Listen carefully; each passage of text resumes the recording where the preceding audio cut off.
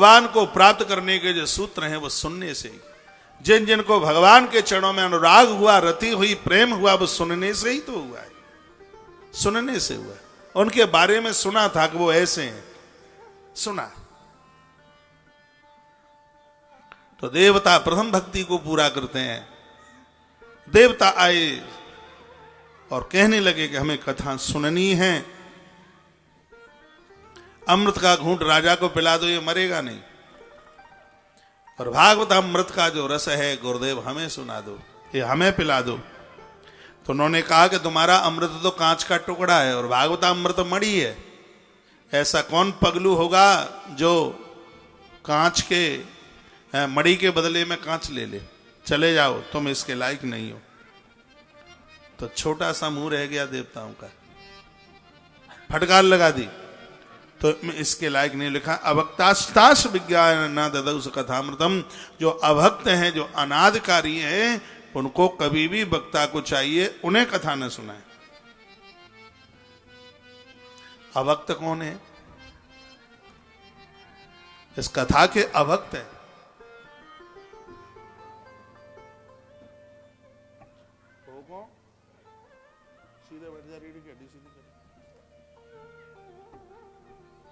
अभक्त कौन है ये सुन लो।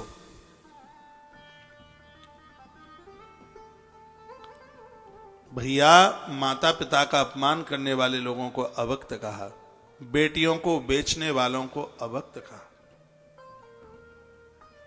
जीव हिंसा करने वालों को अभक्त कहा।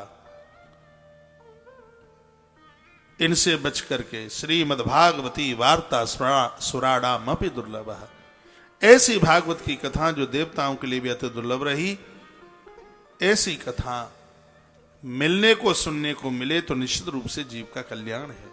देवता लोग ब्रह्मा जी के पास पहुंचे और जाके कहा हम मृत्यु लोक में भागवत सुनने को गए, लेकिन हमें कथा नहीं सुनाई गई। ब्रह्मा जी को तब तक किसी ने कहा कि राजा परीक्षित ने 7 दिन कथा सुनी और राजा को मुक्ति मिल गई। ब्रह्म रातो विचारेति तदा देवान्यास, ब्रह्मा जी विचार में पड़ गए। ब्रह्मा जी ने जितना भी धर्म सत्कर्म था वो सब एक पल्लू में रख दिया, पलड़े में, और भागवत जी एक पलड़े में रखी और उसको उठाना शुरू किया। जिस पलड़े में भागवत ग्रंथ है वो तो धरती से उठाई नहीं बिल्कुल, इतना गरु भारी हो गया। मैं आग्रह पूर्वक निवेदन करूंगा, आप सब अपने अपने घर में, मंदिर में भागवत जी की पोथी रखिए, 5-4 तुलसी के पत्ते रोज चढ़ाइए, आनंद हो जाएगा। उस घर में भूत प्रेत अलाय वलाय नहीं होती जिस घर में भागवत जी का पूजन होता है, तुलसी जी का पूजन होता है, गौ माता को रोटी निकलती है, गंगा का आचमन किया जाता है और एकादशी का व्रत किया जाता है। उस घर में कभी अकाल मौतें नहीं होती, उस परिवार में आनंद ही आनंद होता। मेरे महाराज जी, मेरे गुरु जी कहते हैं, श्रीमद् भागवत भगवान को सुनाना, परमात्मा को अपना ऋणी कर देना। जो भी भागवत का आयोजन कराते हैं, भागवत की कथा कराते हैं, इसका अर्थ है उन्होंने ईश्वर को अपना ऋणी बना दिया।